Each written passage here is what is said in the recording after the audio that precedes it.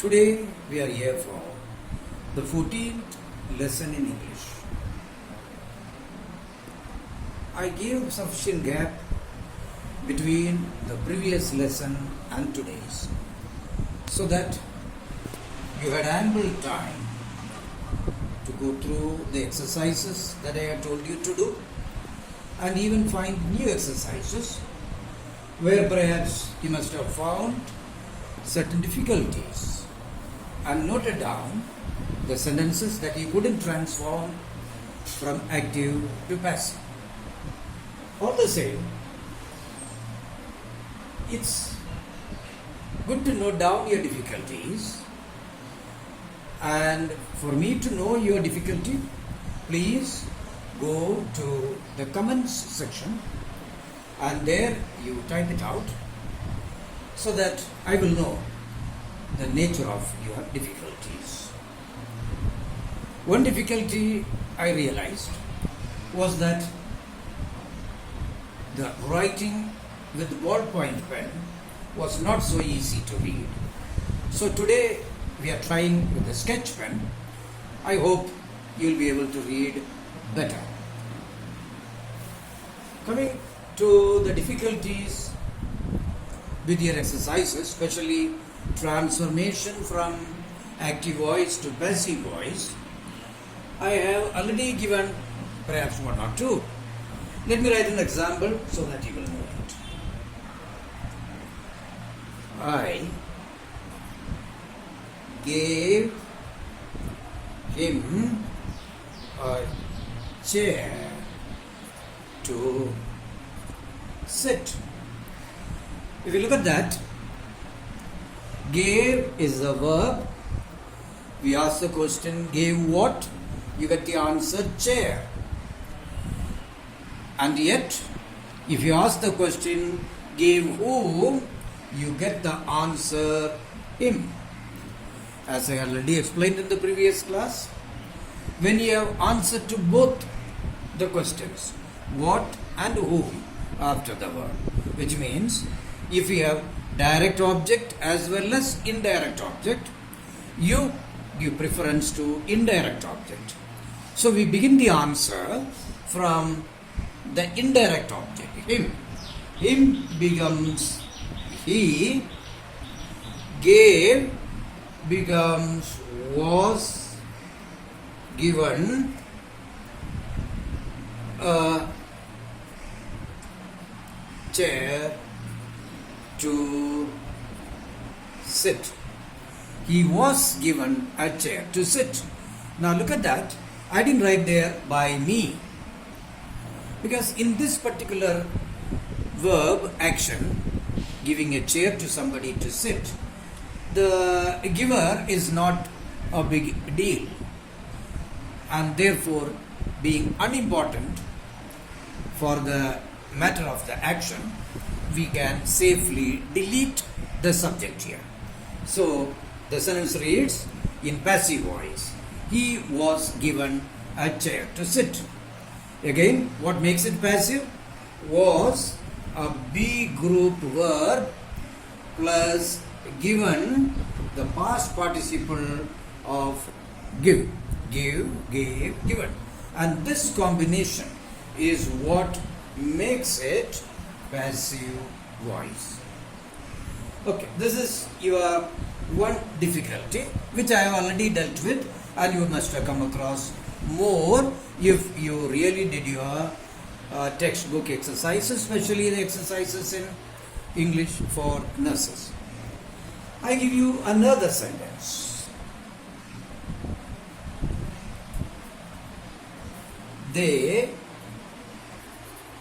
called him a fool.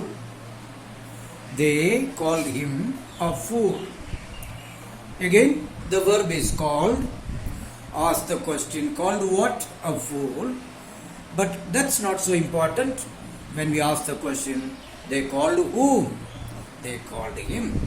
Him becomes the indirect object. Our answer begins with that. He was called uh, food. Again, that word they, when it is relatively unimportant as to who exactly called or who is the doer of this, a perpetuator of this action, and therefore we delete the agent they. The third problem, similar. This time, let me write the sentence. The police arrested the thief. Right. Now here the verb is arrested. If you ask the question, arrested who, you get the answer, the thief. Therefore, we change it into passive voice. The thief was arrested. Full stop. I am not writing there by the police, because the action, verb, arrest is something that denotes an action done on authority. So by the very use of the word arrest, I mean authorities have arrested, the police have arrested. Therefore, there is no need to make it explicit in your passive form. The thief was arrested. What makes it passive? The was, which is B group, arrested. This is the third form of arrest. Well, so we have dealt with 3 difficulties. Now I am going to a different nature of difficulty. I can call it 4th difficulty if you want.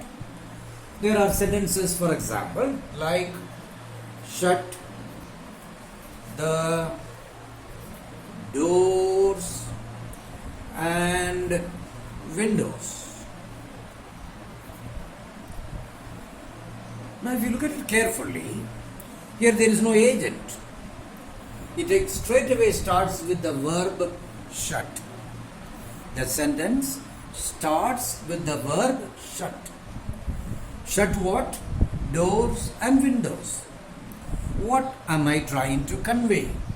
I am trying to tell, in the room where I am, I want to have the doors and windows shut. And anybody can do it. And therefore, when I change it into passive voice, how do I do it? Let the doors and windows be shut. What makes it passive form? The be group and the past participle. Why be? Because we are using the word let, which is similar to modal, and therefore we use the first form of the verb thereafter. Let the doors and windows be shut. Here it expresses in what position I want the doors and windows. They can be similar sentences, but not similar in attitude. Let's take another example. You want to call it a 5th one, fine. I say HL, help the poor. Here again, the sentence begins with help, which is a verb, and help whom? The poor. What does it tell? It is not simply the position I want, but rather I am talking about the moral duty of everyone who come across poor near them. So here there is a moral element involved, and therefore the right way to put it in passive form would be the poor must be helped. The poor must be helped. In the place of must, you can also use the equivalent of should. The poor should be helped. Here what makes it passive is the be group and the past participle. That is what makes it the passive voice. I have one more, which again begins with the verb. There is no agent in all these, you can see that. It straight away starts with the verb. You can also call them as, if you want, order sentences. Let me take the example.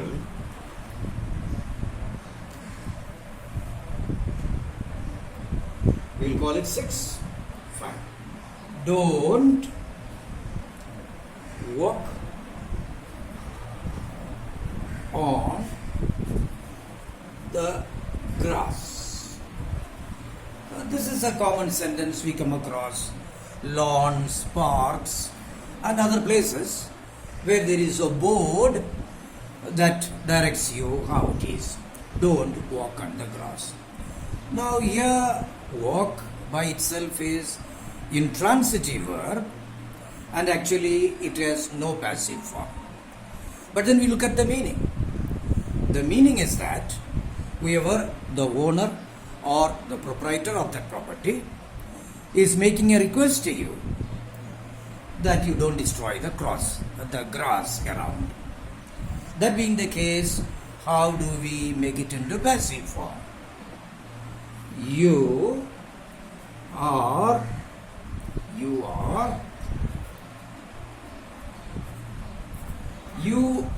requested.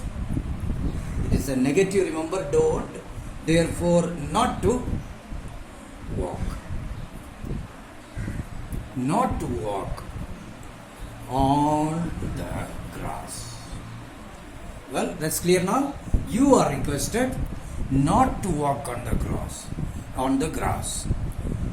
Where is the passive in it? Here is the passive. Be group and past participle, and that is a secret of passive form. There can be also sentences like, let me give another one. Okay? Can't come in. That is one. It can even be must, mustn't walk in, yeah, come in. Okay, look at those. These are also kind of notices you come across. Could be in an office or in some busy places where you come across such. Yet again, the agent is not there. You can take the agent as, suppose somebody from inside is asking, you can say, so sorry, I can't come in, or I mustn't come in. That could be. Or it can be somebody from inside who tells you, you can't come in, you mustn't come in. So whether it be the agent be I or you, that is less important. But how is it made into passive form?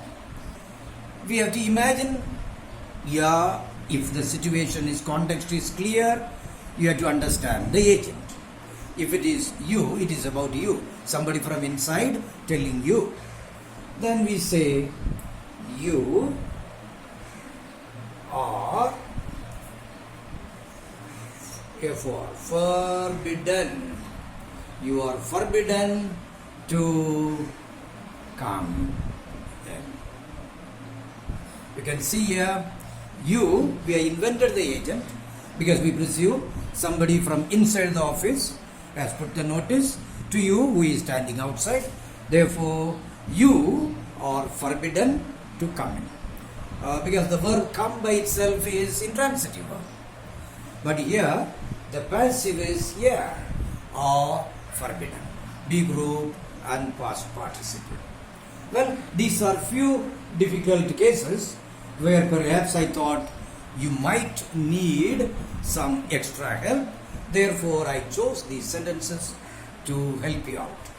Please do complete those exercises If you haven't yet done it, today itself do it, so that you realize where are the difficulties, what are the new types of sentences where you have relative problem to solve it, transform it into passive form.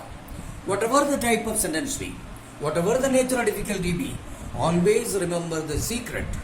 What makes a verb passive is this combination, be group with past participle, and that is the secret of passive voice. And I don't claim I have solved all possible difficulties, but this is the top secret. Whatever the difficulty, with this combination, you must be able to solve it. Thank you.